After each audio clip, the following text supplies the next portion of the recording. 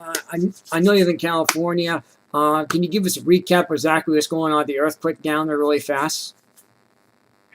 Well, the only thing I know is what everybody else knows on the news is that it's pretty devastating, and I have relatives that live there, and it's pretty scary, because we don't know what's going to happen because from day to day, because there's so many earthquakes around the nation right now, and there's so many cracks. Right. And they're not really exposing all this in the news, and we really need to know about it because Americans really do need to prepare. Right, and one thing you mentioned, exposing the news. Well, guess what happened?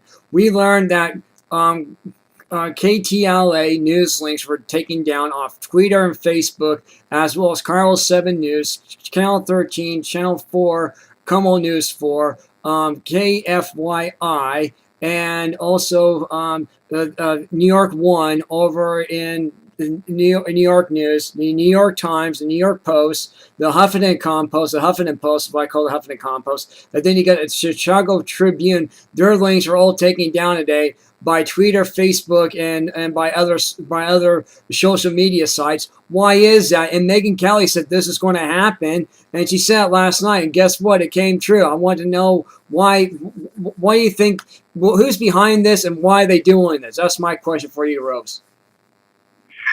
Well, everybody thinks it's a big conspiracy theory, but, that you can call it, the earth changing. You can call it, earth axis was, pushed off its balance, I think back in about 2000s, early 2000s.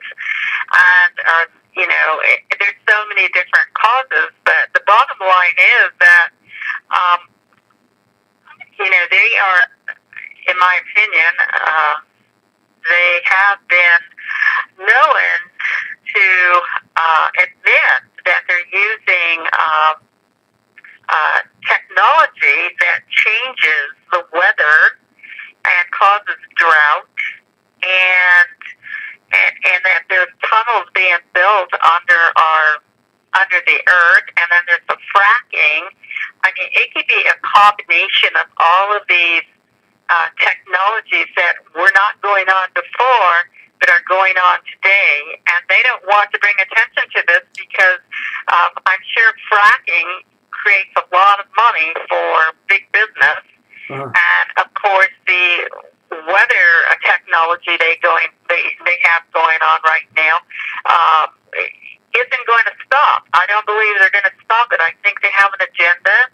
I don't want to guess what their agenda is on the air. I have my own opinion.